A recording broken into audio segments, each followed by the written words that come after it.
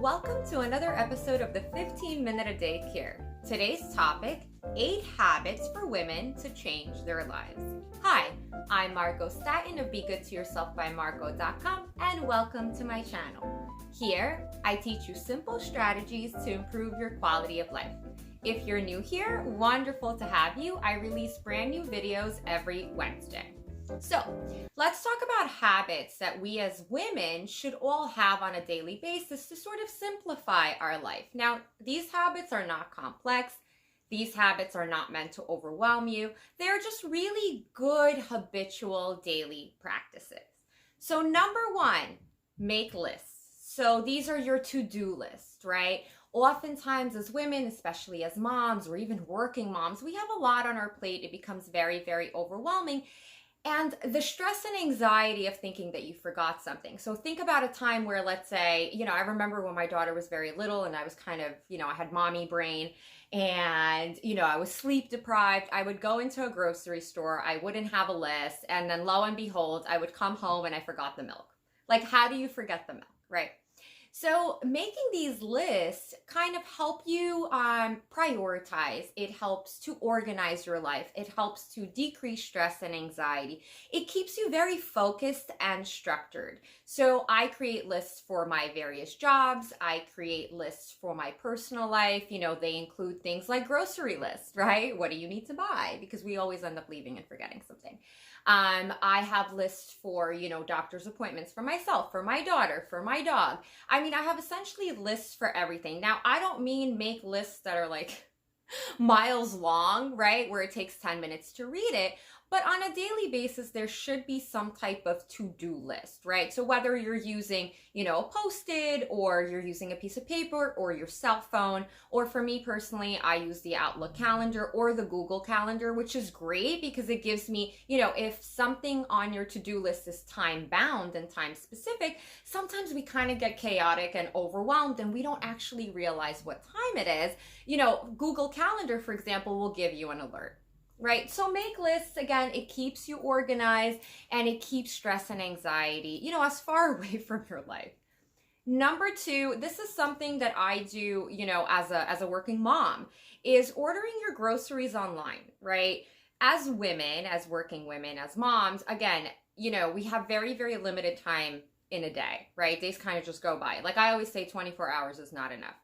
By ordering, for example, your groceries online, so you can use, let's say, Amazon Fresh, or, my best friend orders directly from Target, whatever it may be, it saves you time. So it saves you time from, getting yourself and your kids ready and heading out the door, driving over there, spending time going through the aisles, driving back, unpacking, all of that fun stuff. But you can actually just order your groceries online. It's delivered to your door. And this way you make room throughout the day for other more important things. Number 3, I preach this a lot. It has made my life so much easier. Meal prep in advance. So I meal prep every single Sunday for the week. So I spend 2 hours every single Sunday, and I have a video below on sort of good habits to practice on Sundays and sort of what my routine looks like. I'll leave a link in the description. But meal prepping in advance, again, also is something that's a wonderful habit that'll change your life by, again, opening your days up to other things, right? Maybe there are a lot of things that you want to accomplish. You have goals, right? So again, you're always like, there are not enough hours, right? Maybe you're neglecting self-care. Again, this is something that saves you time in the long run. So prep your meals in advance, right? Cook, potatoes, roasted vegetables, pasta, soups, and then refrigerate or even freeze some of the things, right? So again, it leaves you open for Monday through Friday, and then essentially just rinse and repeat. But you can't imagine how much time this saves. Number 4, practice self-care. Guys, it's very, very important for us to take care of ourselves. I used to be the type of person, I've always worked kind of multiple jobs. Again, I'm a mom. There were times 5 years ago specifically where I would literally function on 3 hours of sleep because my organization was not as great, me prioritizing was not as great. And then essentially what happened to me is, I started suffering from depression and anxiety, and I completely burned out. And that kind of lit fire under my butt to be like, oh my God, what am I doing to my life? Right? Like what kind of mother am I? Like what kind of example am I for my family? So practicing self-care is not selfish. Prioritizing yourself is not selfish, but it's important. You should on a daily basis, it's a wonderful habit to include at least one self-care practice. It doesn't need to be a self-care practice that takes an hour and a half.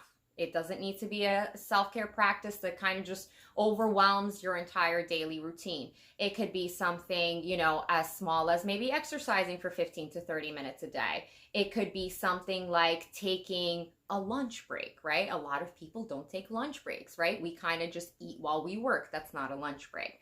But really doing something to take care of yourself. It could be personal development, right? It's learning how to be more confident, learning how to love yourself, right?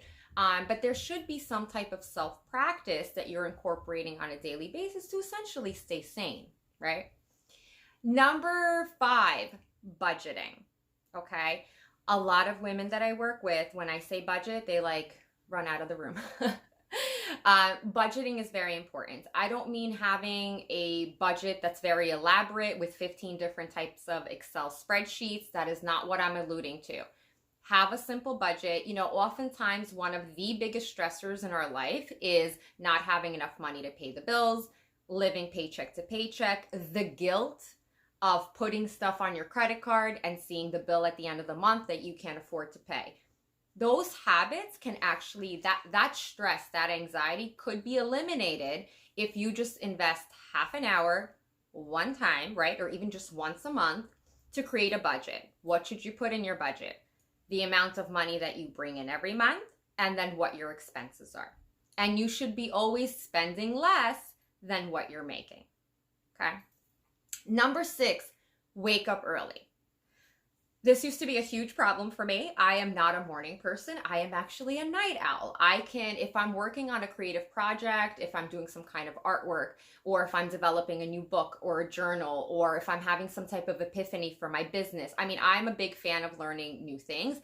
After I put my daughter to bed at, let's say, 9 p.m., I can literally stay up till 4:30, 5 o'clock in the morning working on something I am passionate about and not even realize. What happens though is, and what used to happen to me, is that I'd still have to be up at 6:30 in the morning, right? So now I'm operating on 2-3 hours of sleep. What happens? I was telling people I'm completely fine. I wasn't fine. I didn't realize my memory started to get worse. My focus started to get worse. My mental health started to get worse. Physically, I just did not feel good. I felt tired all the time. I would randomly get these bursts of energy, and I was just like, oh my God, I would kind of hone in on that and be like, I'm fine. I wasn't fine. I was not fine. And I did this for several years, and I literally just kind of destroyed my insides and my mental health because of this, right? So when I talk about waking up early, for me, it was very challenging to wake up early because I would only go to sleep at 3-4 o'clock in the morning. Ever since I transitioned and I now go to bed at, let's say, around 10 p.m., right? Maybe 11 p.m. on the weekends, I wake up in the morning refreshed. And what does waking up in the morning refreshed do for us, right? Well, it gives us, number 1, we don't snooze 15 times, right? Number 2, we eliminate the stress of running late, which is typically what happens when we snooze. And the way we start our day kind of, in most instances, dictates how the rest of our day is going to go. So my days used to be, functionally chaotic, but chaotic nonetheless, right? So by going to bed earlier, I'm now able to wake up completely fine at 6:30, 7 o'clock in the morning. I am energized for the day. I feel great. And guess what? Why is it an amazing habit that changes your life? I accomplish more, and I accomplish more faster because cognitively I am much more present, awake, and alert. So if you're a night owl like me by nature, my recommendation, and it does take time. It takes time. Sometimes, it's very hard to force yourself to go to sleep at 10. In the beginning, I would kind of toss and turn. It was very difficult for me because my internal clock was completely off. I did invest in a weighted blanket, which helped me fall asleep. I'll also leave a link down below in the description. I have a video for that. So if you struggle going to sleep and staying asleep, a weighted blanket is something that really helped me. But waking up early is a wonderful habit that has truly transformed my life. Number 7, build good routines, right? Effective routines are very, very important. I think the biggest value comes from a healthy morning routine and a healthy evening routine. And morning routines could be things like waking up on time, not snoozing. I recommend you let the light in. The first thing I do when I wake up in the morning is I pull back my blinds. To me, right, mentally, it signals the start of a new beautiful day. Then make sure you're having a glass of water before you hit the coffee. I love coffee. I'm never going to tell you not to drink it.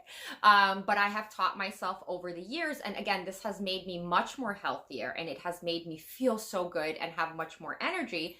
I start my day off before I hit the coffee with a glass of water. Okay. And then obviously, as you know, I'm getting my daughter's breakfast ready. I'll also, make sure to have breakfast. So breakfast could be things for me is, oatmeal, periodically, once in a blue moon, I'll have waffles, and I'm big on yogurt. Okay. So have a good, routine in the morning. Again, if you have an effective morning routine, you're setting yourself up for a much more successful day. And this is not something that's, huge, right? But it is life-changing. Same thing for evening. During the evening, you want to wind down. I understand we are all attached to our cell phones. We're on Facebook, Instagram, TikTok, whatnot, right? But these are the things that you're kind of stimulating your brain. So it's going to be much difficult for you to go to sleep. So have a nice evening routine. Take a nice bath or a shower. Some people prefer to do light exercise before they go to sleep, whatever it is, but you want to make sure that you're building good routines to set you up for success. And then finally, because this is my favorite daily practice, is journal. I think journaling, and there's a link to the video right here, or here, I never know which side it's on. But anyways, if you're interested, I have a video on sort of the positive effects of journaling and journaling for beginners and how you can kind of start with this self-care practice. Journaling has completely transformed my mindset. I no longer pay attention to the negative things in my life. Negative things happen, right? It's life. We can't avoid it. But I don't have them on repeat. My mindset has completely transformed from negative to positive. And even when negative thoughts come into my space, I'm like, okay, you need to leave now, right? Because I don't have time or room for this. So journaling can decrease your anxiety, your stress. Journaling is a very cathartic experience, right? Sometimes we're very stressed throughout the day, or maybe we're upset or angry about something, and we don't necessarily want to pick up the phone and call somebody to vent. Getting it out on paper, putting the words out on paper, naturally feels good.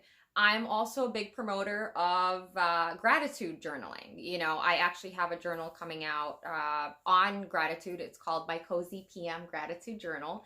And all you essentially do is every evening you reflect on one positive thing that happened to you. And this trains your brain to go from negative thoughts to positive thoughts.